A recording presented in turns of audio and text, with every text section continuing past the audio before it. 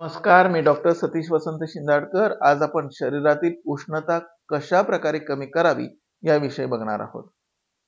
एखाद्या व्यक्तीच्या हाताचे तळवे, पायाचे तळवे यांच्यात आग होत असते, दाह होत असते. तसेच डोळ्यांमध्ये आग होणं, पोटात आग होणं, संपूर्ण शरीरात उष्णतेसारखं वाटणं, एखाद्या ठिकाणी बसल्यावर किंवा झोपल्यावर तेथील जागा गरम म्हणजेच उष्ण जाणवणं, तसेच कोणत्याही व्यक्तीने स्पर्श केला असता त्वचेवर उष्णता जाणवणं इत्यादी लक्षणं अनेकांमध्ये निर्माण होत असतात आणि ही लक्षणं आपल्या शरीरामध्ये पित्त दोष वाढल्याची आहेत असं आपण जाणायला हवं. जेव्हा आपल्या शरीरात वात, पित्त आणि कफ हे 3 दोष त्यांच्या मर्यादेत असतात त्यावेळेला आपण स्वस्थ असतो. परंतु ज्या वेळेला या दोषांमध्ये कमी अधिकता निर्माण होते त्यावेळेला विविध प्रकारची लक्षणं आणि व्याधी निर्माण होऊ शकतात.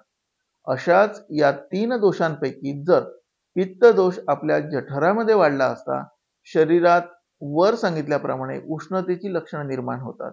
अशी उष्णतेची लक्षणं कमी करण्यासाठी आपल्याला पित्तदोष कमी व्हावा यासाठी प्रयत्न करावे लागतील.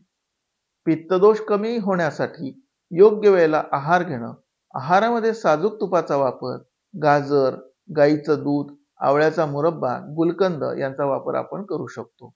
आहारामध्ये तेलकट पदार्थ, मसाल्याचे पदार्थ, मांसाहार, उष्ण असणारे पदार्थ जर आपण वर्ज्य केले तर निश्चितच पोटात उष्णता वाढणार नाही. वेदानुसार दुर्वांचा रस 5 ते 15 ml एवढ्या मात्रेत दिवसातून 2 ते 3 वेळा घ्यावा.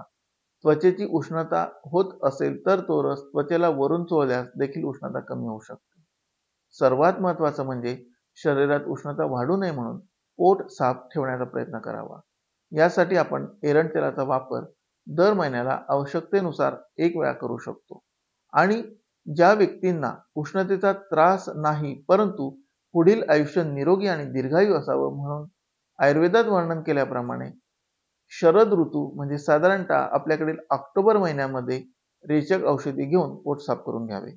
यामुळे पोटामध्ये असणारी उष्णता आणि अन्य दोष कमी होतात. तसेच वैद्यकीय सल्ल्याने वसंत ऋतूमध्ये म्हणजे साधारणतः मार्च महिन्याच्या शेवटी किंवा एप्रिलच्या सुरुवातीला आपण विरेचन करून घ्यावं.